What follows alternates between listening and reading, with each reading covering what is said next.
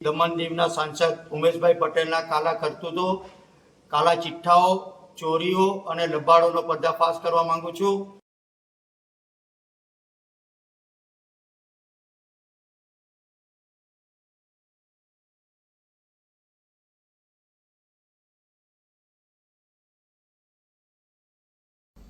નમસ્કાર. હાલમાં મેં એક મારા ગામના સુરેશભાઈ છોટુભાઈ પટેલનો એક વિડીયો જોયો. એમના બેફામ આરોપો સાંભળ્યા. તો હું એ આરોપ બાબતે કહેવા માંગુ છું. તો ડિફેમેશન હું કરીશ જ એના પર, પણ એક વાત કહેવા માંગુ છું. આ સુરેશભાઈ પહેલાં મારા પાસે આવ્યા હતા ટિકિટ માંગવા માટે, અને મને સરપંચ બનાવો, મારી ઘરવાળીને જિલ્લા પંચાયત લડાવો, મને એવી માંગ લઈને આવ્યા હતા. મેં એને કીધું હતું કે તું હમણાં જા, આપણે ગામવાળાને ભેગા કર, આપણા ગામના વિશ્વાસમાં લે, અને પછી આપણે તારા માટે વિચારીએ. અને મેં એને ગલે લગાવીને આશીર્વાદ આપ્યા કે જા તું ગામમાં બધાને ભેગા કર, વિશ્વાસમાં લે. પછી એ વ્યક્તિ તરત ભાજપમાં પહોંચી ગયો, અને ભાજપમાં એને એની ઘરવાળી માટે બી એને જિલ્લા પંચાયત માંગી, પોતે સરપંચ માંગ્યું, અને તે ભાજપમાં ટિકિટ નહીં મળી. એટલે એ વ્યક્તિ કેતનભાઈ પાસે ગયો. કેતનભાઈ પાસે બી મેન્ડેટનું માંગ્યું. ત્યાંથી પાછો આવ્યો મારા પાસે, ને મારા પાસે વરાડ કરવા લાગ્યો, તું જ મને ઉભી રાખ, નામ છે તેમ છે. મેં કીધું કે ભાઈ ગામની મરજી નીમડે તો તું ગામવાળાને ભેગા કર. પછી એટલે આ વ્યક્તિ સીધો પહોંચી ગયો મારા રાઇવલરી, મારા ભાઈ પાસે, મારા કાકાનો દીકરો નવીન પટેલ પાસે, અને એમને મળીને આ લોકોએ એક ષડયંત્ર કર્યું, અને ભાજપના સામે જ એ લોકોએ ઊભી રાખી દીધા. અને એ લોકો ઊભા તો રહી ગયા. મેં તો પહેલા બી કીધું હતું તમે ભાજપમાં લડો, કોંગ્રેસમાં લડો, મને વાંધો નથી. હવે આ વ્યક્તિ નવીન પટેલના કહેવાથી આ બધું કામ કરી રહ્યો છે. આ સુરેશ પટેલનું પહેલું તો મારું એ કહેવાનું છે કે સુરેશ પટેલનો રેકોર્ડ જુઓ. એ માણસ જુગારી છે.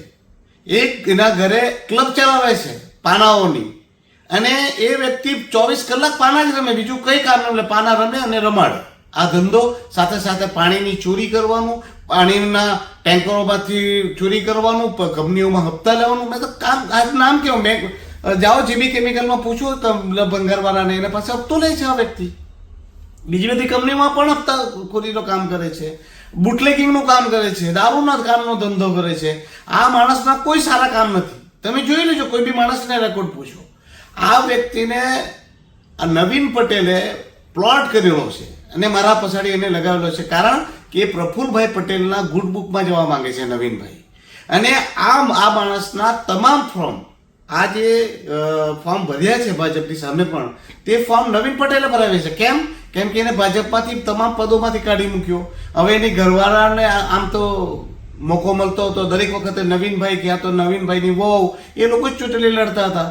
હવે ભાજપમાં એને કાઢી નાખ્યો છે, એટલે ભાજપમાં ઘૂસવા અને પ્રફુલ્લ પટેલના ગુડ બુકમાં જવા માટે નવીન પટેલ આ બધા હથકંડા કરી રહ્યો છે. તો નવીનભાઈ, તમે હવે માનસિક રીતે વિકૃત અને પતી ગયા છો. તમારી રાજકીય કારકિર્દી પતી ગઈ છે. બાકી હું તમે મારા પાછળ આરોપ મૂકી રહ્યા છે.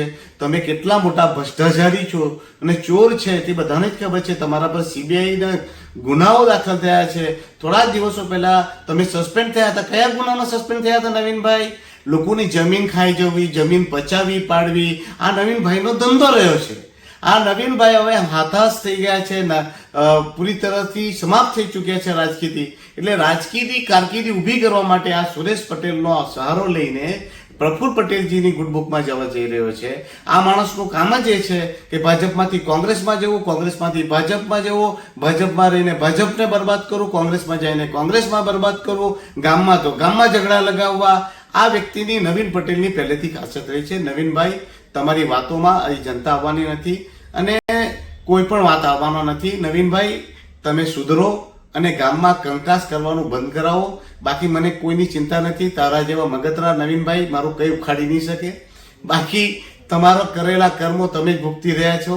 હવે ભાજપમાંથી લોકોને કઢાવતા હતા, આજે તમે જ સાફ થઈ ગયા છો. એટલે તમને શુભકામના. આવા વ્યક્તિનો તમે સહારો લેવા કરતા પોતે જ આવો. અને તમે કેટલા મોટા, આખું દમણ જેવું જાણે છે નવીનભાઈ. બાકી મારે સુરેશ જેવાને કોઈ જવાબ આપવાનો રહેતો નથી. સુરેશભાઈ, આ બધા ઘરે ઘરે બારા પૂંજવાનું બંધ કરો. સ્ટેન્ડ લેવો. ભાજપમાં તો ભાજપમાં, કોંગ્રેસમાં તો કોંગ્રેસમાં, કેતનભાઈ પાસે તો કેતનભાઈ પાસે. એક બાજુ જ રહેવું. પહેલા કેતનભાઈ સાથે રહેવાનું, થોડાક સમયમાં ઉમેશભાઈ પાસે ભાગી જવાનું, થોડાક સમયમાં ભાજપ પાસે ટિકિટ માંગવાની, ઉમેશભાઈને પગે પડવાનું, કેતનભાઈને પગે પડવાનું, અરે ત્યાં જઈને ભાજપવાળાને પગે પડવાનું. હવે નવીનભાઈ જેવા લૂંટારાને તું પગે પડી રહ્યો છે, બહુ ખૂબ જ શરમજનક બાબત છે. બાકી તને ચૂંટણી માટે ખૂબ ખૂબ શુભકામનાઓ.